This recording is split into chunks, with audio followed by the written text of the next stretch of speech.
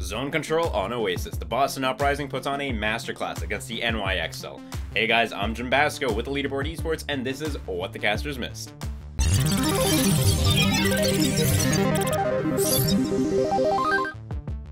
Alright, so we're going to head into the match between the Boston Uprising and NYXL on the 5th of the Tiebreaker map, and that's on Oasis. And Oasis is a zone control map, so both teams are running their take on what they think is going to work best. What I want you guys to note before we go into watching this clip is the comps that they're running. So NYXL is running a defensive dive. Not really defensive dive, but it's more defensive minded in the sense that they're running Junkrat and McCree. So their mobility is quite low. They're running Orisa and Roadhog as well with, paired with Zenyatta and Mercy, of course.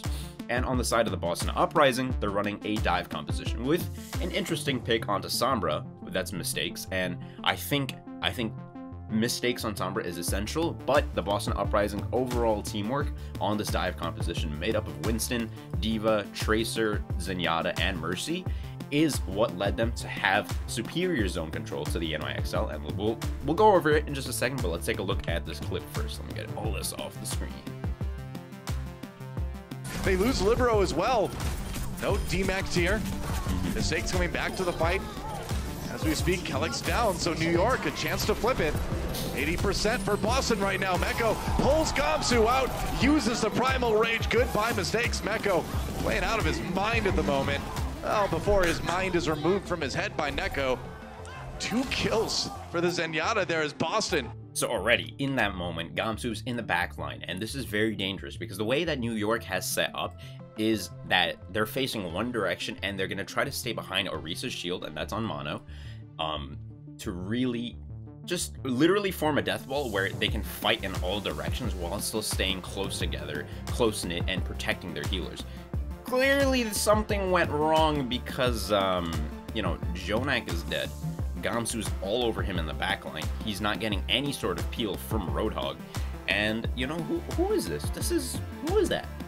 This is a floating Zenyatta just hanging out back here. This is Neko from the Boston Uprising, wrapping all the way around in the backline of the NYXL. So by doing this, Gamsu and Neko are applying pressure this way and forcing NYXL back out of the station that they had set up on. And that's not what you want as a death ball. You want to be able to set up and hold your ground.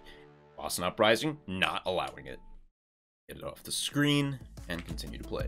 Kellick's down, so New York, a chance to flip it. And Gamsu, huge once again. He hops right into the fray of things and starts popping that Primal Rage. Gamsu's Primal Rage is his ultimate ability, and that gives him 1000 health, and that's huge for disruption. It doesn't do a lot of damage necessarily unless you get a couple good hits off, but by hopping in, Gamsu mitigates basically Orisa's ult. She pops it right before Gamsu gets in there, and what Orisa's ult does is give everyone in her range a lot of damage boost, and it's useful for exactly what they do shortly to Gamsu, and that's melt him.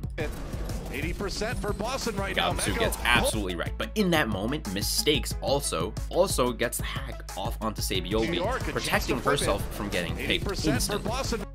Watch as this happens. It's just ridiculous. Gamsu already creating space, forcing everyone on the NYXL back towards their spawn, and this is absolutely huge because they can't use Mono's shield as Orisa. So Mono is over here just getting wrecked. Zenyatta, Neko, he's in the doorway just putting down massive amounts of damage onto Mono.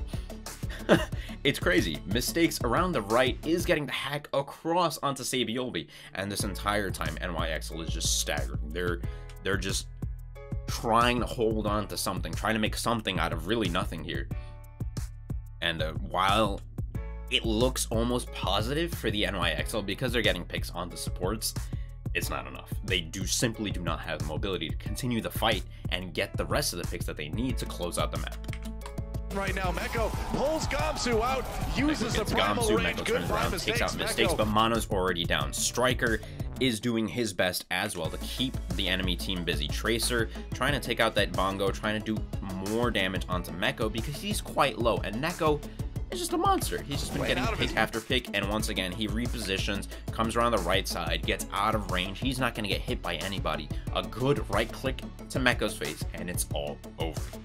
But really, as we let this play finish out. Well, before his mind is removed from his head by Neko. His mind is removed from his head by Neko rather, and it's it's rough because NYXL, what they were planning to do in Oasis as a zone control map is set up that death ball. And as soon as you get set up and if you play very tightly within the shield, you're basically impenetrable. But Boston Uprising, they used Mistakes Sombra and they used positioning power to really force them out of their comfort zone and then take picks as they came with the range that they had over the NYXL. And Jonak, he was really the only other like large range damage. Even Seibert on McCree, even McCree has drop-up damage, so he's not going to be doing as much damage as Neko is from afar.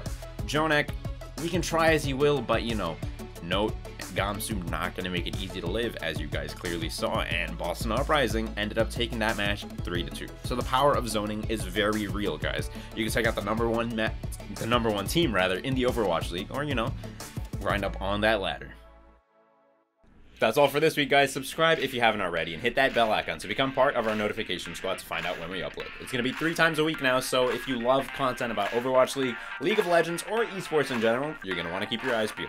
I've been Jim Basco with the Leaderboard Esports. I'll catch you guys next time.